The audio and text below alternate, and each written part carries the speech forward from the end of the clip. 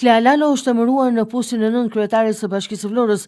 Lalo do të zvendësojë në këtë post Klevis Kason, i cili u dorëhoq 2 javë më parë për shkak të kandidimit të tij për deputet në listën e hapur të Partisë Socialiste në Vlorë.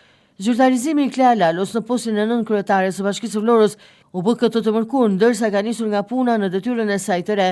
Sipas informacioneve të cilat ka mundur të sigurojë televizioni 6+ Vlora, Klea Lalo do të ketë të njëjtat kompetenca dhe detyra që më parë mbulonte ish nën kryetari i Bashkisë së Vlorës Klevis Kaso, sportin dhe shërbimet në qytet. Pikërisht Klea Lalo vjen nga një eksperiencë gjatë në administratën publike dhe institucionet shtetërore, një arsye më tepër pse Klea Lalos i është besuar posti nën kryetare së bashkisë, është edhe fakti se vjen nga një përvojë edhe në shërbimin publik, një prej detyrave themelore të funksionit që do të ushtrojë.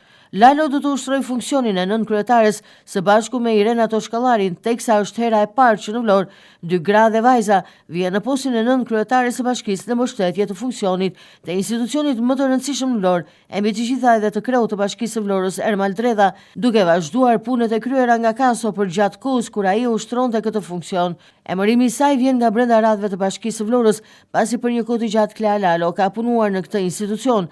Siç mësohet, ajo ka ndjekur studimet në shkollën kombëtare të avokatisë.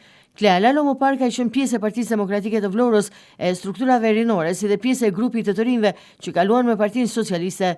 Lalo vetëm pak kohë më parë ishte e ftuar në podcastin e kryeministit Edi Rama.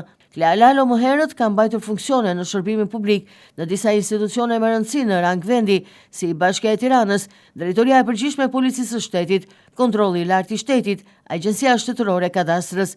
Përvoja këto përpara se të niste rrugëtimin e saj në Bashkinë e Vlorës, rrugëtim ky i cili tashmë ka shkuar në një stad tjetër në atë të postit të nën kryetares së bashkisë.